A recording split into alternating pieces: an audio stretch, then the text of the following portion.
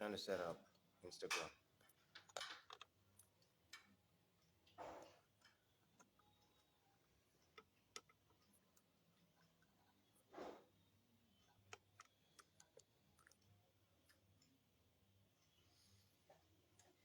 Good morning, good morning, good morning. Welcome. Welcome to this episode of Sunday School Interaction Series. This is the ninth episode. Chief Vogue, thank you for joining. Thank you for joining. So I've been having some technical difficulty for some weird reason, and so I just rectified it now. So how is everybody doing? Welcome to this episode. And today we're going to be talking about spiritual practices, okay? Spiritual practices. A lot of people, based on, due to the fact that mainstream religion is dictating what spirituality is to them, they seem not to be able to go beyond that that border or that boundary. So you find that even though they adopt those spirituality practices, they still find themselves in all manner of spiritual messes. Depression, suicidal thoughts, basically because they are not connected to the real authentic spiritual practices. They're not deploying the real authentic spiritual practices that is so compatible, with them, that has the soul code, their unique soul code on it. And one of the things I've had to do over the past couple of years, more than a decade now, is to try to get to the root of the matter. Which is the reason why I decided that today we're going to be talking about spiritual practices. Now, what is spiritual practice, or what are spiritual practices?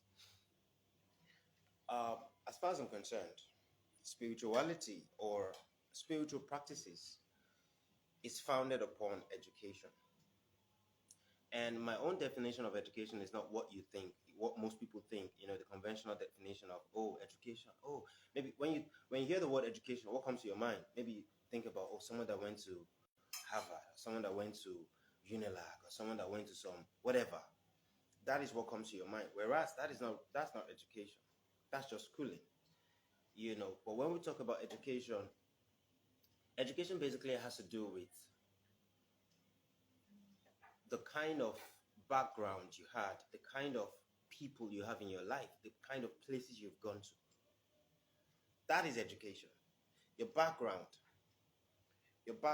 your childhood, your teenagerhood, the kind of people that were in your childhood, the kind of people that were in your teenager decade, the kind of people that have been in your life for the longest periods of time, the places you have been to. That is education. Education is discovery. Education is exposure. Yeah, not just sitting in one four-corner room. What's happening to this network? Is this thing doing this thing? I think network in this living room is not so great.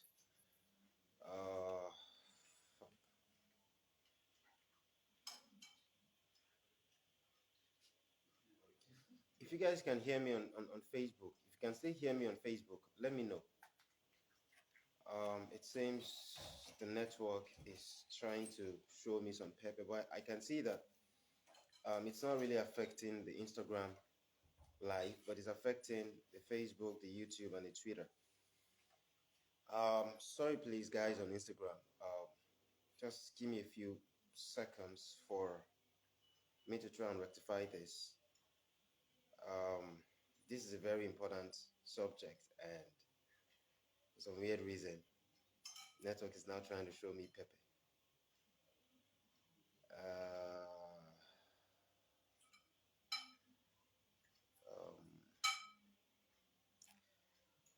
So while you're waiting on Instagram, can you just share this to your story, or share this to one or two of your friends, so that they can be a part of this. This thing is refusing to cooperate.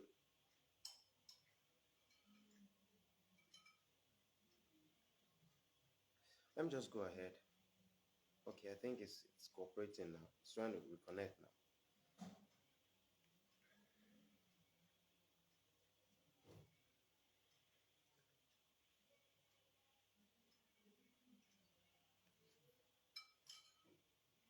Sorry guys, sorry guys. Less than 1 minute. I'll continue.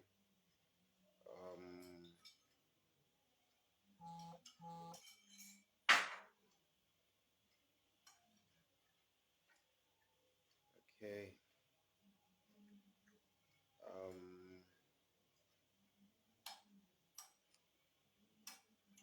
Why is it that it's the day I'm trying to talk about spiritual practice that the network is trying to mess me up? Okay, I'll just continue. So spiritual practices are the things that you do. The things that you do. Okay, we're back. We're back. Okay, so spiritual practices are the things that you do to cultivate your individuality, the things that you do to cultivate your soul,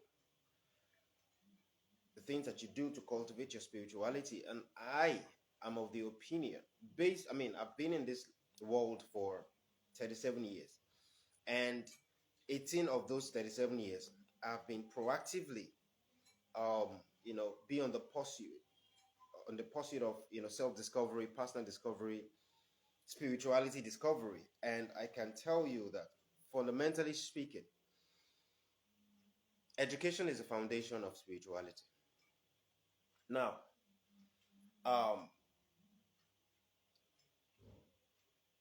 what should constitute the majority of our spiritual practices should be the education that is not suggested by imperialism, education that is not suggested by folks who stand in the place of oppression. See, everything about life really is education. When we talk about spirituality, we're talking about, soul education. We're talking about spiritual education, really. That's what we're talking about, yeah? Now, what your parents are, or who your parents are, forms part of your education. Who your siblings are forms part of your education. Who your uncles and aunts are forms part of your education. Who your cousins are forms part of your education. Who your friends are, who your colleagues and business associates are, forms part of your education. Who your customers are forms part of your education. Who you follow online forms part of the education. The question you should be asking yourself is, all of my associates, all the people I associate myself with, family members, my parents, my siblings, my cousins, my aunts, my uncles, my colleagues at work, my business associates, folks who I follow online, what education do I get from them? Because when push comes to shove, at the end of the day, what determines the quality of your spirituality is this combined educational efforts. The kind of girlfriend, who your girlfriend is, or who your boyfriend is, or who your husband is, or who your wife is, forms part of your education. The kind of children you're going to give birth to, the kind of children you're going to give birth to and raise, will tell us the quality of your education. Now, why am I saying this? I'm saying this, the reason I'm saying this is because people try to paint a mystery around spirituality. They try to make it look like spirituality is one mysterious concept that you cannot understand, or that you cannot power. Hence the reason for religion. Hence the reason for all of the things that have been said to us via religion. Whereas the foundation of all spirituality is education. The foundation of all spirituality is education. So it is about the people, all the human beings you have a relationship with. It is about the places you visit. It is about the events that happen in your life, the events that you as an individual proactively caused to happen, or events that you had nothing to do with happening. You didn't play any role, any important role in ensuring that that activity or that event happens. You are just like an onlooker. Spirituality has to do with you being proactive. You being proactive about marshalling the part of your existence, being at the driver's seat of your life, being at the driver's seat of your existence. And if you're going to be the driver, then you must have learned how to drive. Now, the things you do to activate and cultivate self-discovery are a part of what spiritual practices is about. The things you do to activate and cultivate self-discovery. Soul exploration is part of what spiritual practices is about. When we talk about meditation, when we talk about yoga practice, these are part of spiritual practices. When people pray, part of spiritual practice. Intermittent fasting. People want to fast because they feel that fasting helps them to contact God, or hear God clearly. Maybe so, but the angle that I look at when it comes to fasting is that, first of all, you have a culture of fake food. You have a culture of fake food. So because most of the food that we eat impairs us, inhibits us from manifesting the best version of ourselves, it's important for us to fast from those food every now and then. If we are not fasting from the food that is not empowering our body, that is not ultimate fuel for our body, then we are going to end up in places like frustration, procrastination, having suicidal thoughts, becoming tired of life, basically because the kind of food that we're eating is what is powering frustration, is what is powering procrastination, is what is powering suicidal thoughts. Pretty important. That's why intermittent fasting is good. Fasting from the food that you are accustomed to eating. Fasting from fake friends. Fasting from artificial electromagnetic forces. Fasting from social media. You can take 2 weeks break. You can take 1 week break from social media. And proactively learning how to use social media and not allowing social media use you. The majority of people on social media, the majority of people online allow the online technology to use them, the online infrastructures, the online tools to use them, when it should be the other way around. They should be the ones using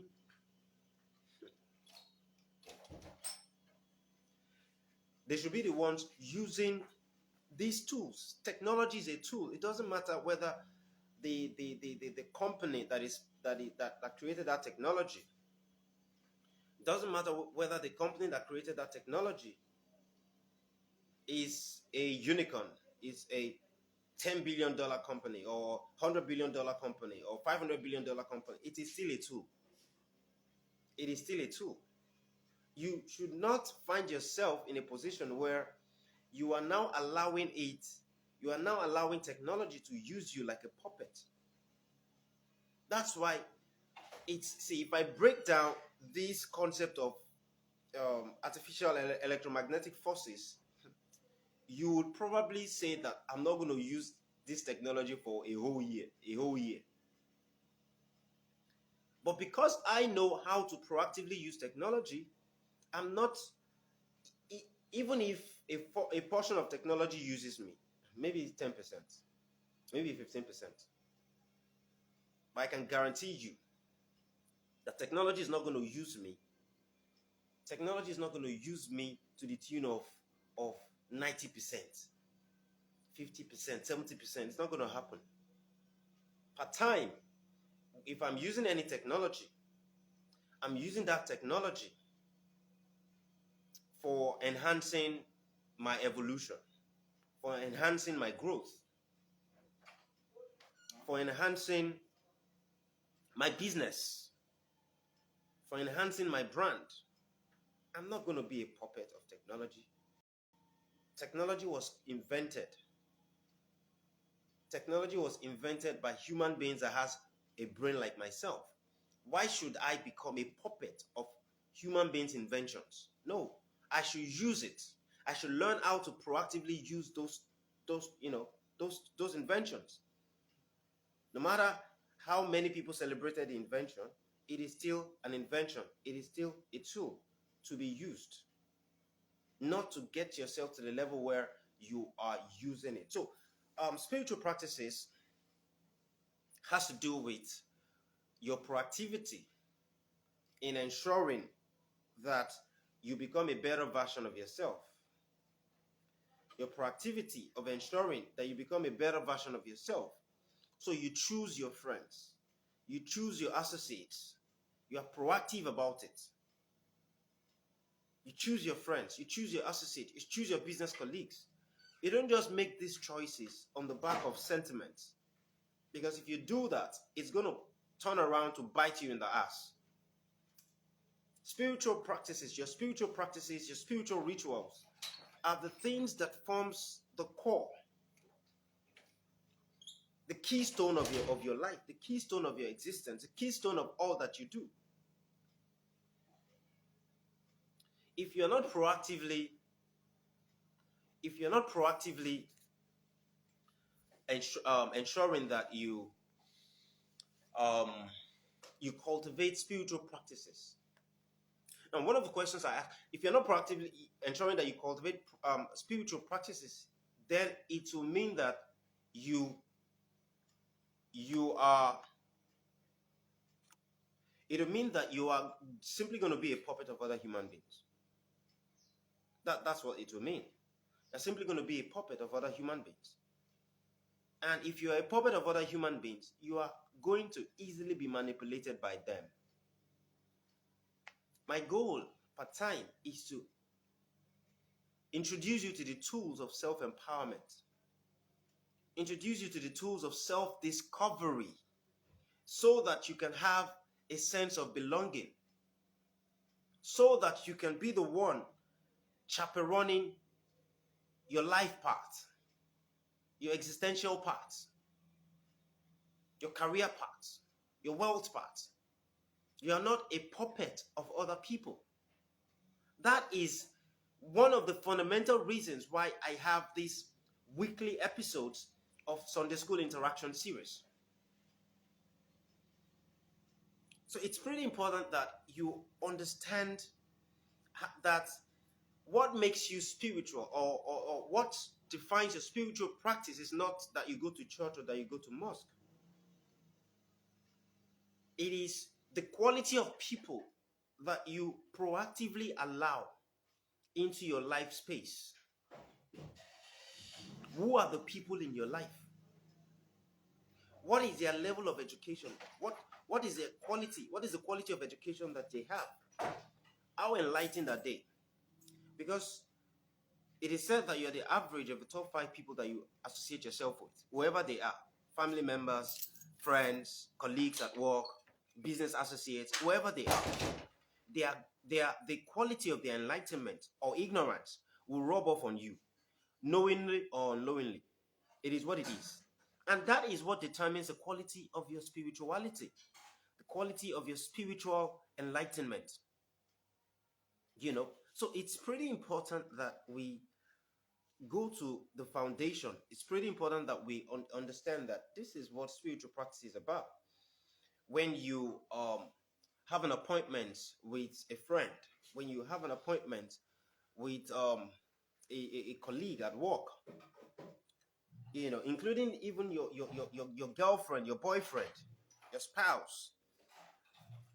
All of these people contribute to your spiritual consciousness, your spiritual enlightenment. And if you are not proactive, if you just allow chance to just happen, you're not going to be marshalling, you're not going to be proactively marshalling a spiritually conscious path, life path. Yeah. So pretty important that we are the ones in charge of our spirituality and not being puppet of other human beings, whoever they claim to be. That way you can hold yourself accountable for your spirituality and not be mortgaging your spirituality and then also absolving yourself of the responsibility of your spiritual consciousness, right? So pretty important that we understand that it is all the human beings that we associate ourselves with, starting from our family members and any other type of human beings that we associate ourselves with, that proactively influences our spiritual consciousness. Yeah, pretty important. See, if you don't critique your education, ask yourself, what is the source of my education? Who are my educators? Who are my teachers? If someone claims to be your educator or claim to be educating you and they don't know you, they don't know some important things about you, what are they educating? How can someone say that they are your spiritual father? They don't even know where you live. They call themselves your spiritual father, spiritual mother. They don't even know what makes you tick. They don't know your deepest dreams, your deepest desires. They don't. All they do is just funnel down supposed knowledge down your throat. Whether you like it or not, you have to go the path that they are asking you to go or that they're suggesting. No. There is a reason why you have free will. Even though you do not have free will to just start becoming destructive, but you have free will nonetheless. And if you mortgage your free will to another human being, you are a puppet of that person. So spiritual practices has to do with, what you do, the first set of things you do when you wake up every single day of your life. I tell people that when you wake up in the morning, the first thing you should try to do is to remember your dreams. Because dream is a concept, it's a spiritual phenomenon of the human soul. And you dream every night, whether you know it or not, whether you have been proactively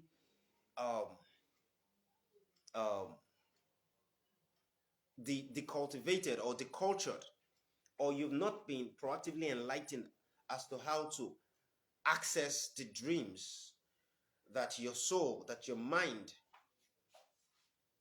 observes every single night.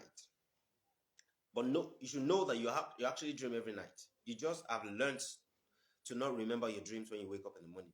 But when you begin to proactively, before you go to bed at night, tell yourself, say it out loud, I'm going to remember my dreams. Because whether you like it or not, the subconscious mind dreams. The information processing of the subconscious mind, that is a subject of another day. Maybe I'm going to dedicate an episode. Maybe next week, I'm going to dedicate that episode to the power of the mind, the power of the human mind. Okay, I think I've said it. So that's what I'm going to. Next week, Sunday, we're going to be talking about the power of the human mind, how you can maximize the human mind, how you can access the resources of the human mind to wield it as a weapon, as an instrument of war. Yeah. So we're going to talk about that next week Sunday. So I'm going to dedicate next week's episode to, breaking down the power of the human mind. Yeah. So I talked about one of the things you can do, one of the spiritual practices you can engage yourself in. For instance, before I turned vegan, I used to fast every Sunday, meaning that I fasted 52 times a year. Yeah.